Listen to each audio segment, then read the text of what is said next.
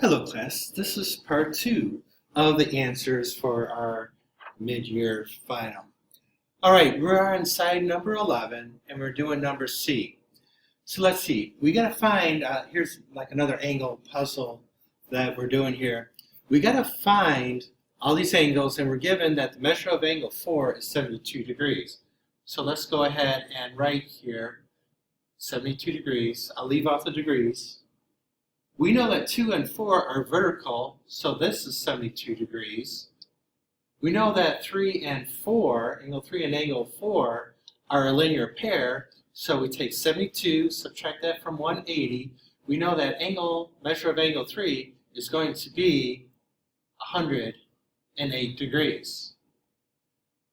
Angle 1 and angle 4, that forms a linear pair.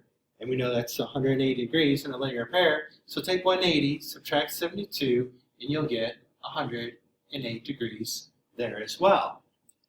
We know that angle 4 and angle 16, they are corresponding. And we do see that this line here is parallel to this line. Good.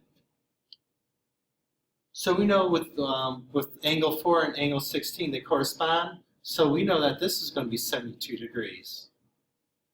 Angle 4 and angle 14 is alternate interior angles. Those are congruent, so we know that this is 72 degrees. Angle 4 and angle 3, they are same side interior angles. They're going to add up to 180 degrees. So take 72, subtract that from 180. This will be 108 degrees. And with angle 13 and angle 15, they are vertical. So we know that this is going to be 108 degrees. Now let's look over here at angle 6. Now we know that angle 4 and angle 6 are alternate interior angles. So angle 6, we might think that should be 72 degrees. But look at these lines here. I'm going to highlight in blue. This line and this line does not have any arrows on it. So we know that those two blue lines are not parallel to each other. So we can't find angles 6, 7, 5, 8, 12, 9, 11, and 10. What you see on here on the drawing is the only angles that you can find. All right, on side 12. With number 3, these are the transformations in the coordinate plane. With number 3, your diagrams are going to look like this.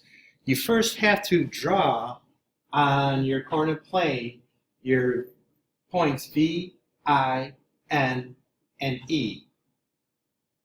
You end up with this diagram right here.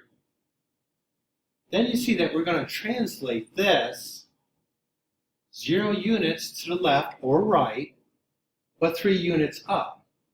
So I want to put my marker, I'll start at I, and I'm going to go up. 1, 2, 3. This is going to be my I, and then you'll see that tick mark above it. Let's go to the N. Go up 3, 1, 2, 3, and I'm going to put N with the tick mark there, the N prime. Do the same thing with the E, 1, 2, 3, and also the V, 1, 2, 3. I'm going to connect all of those points.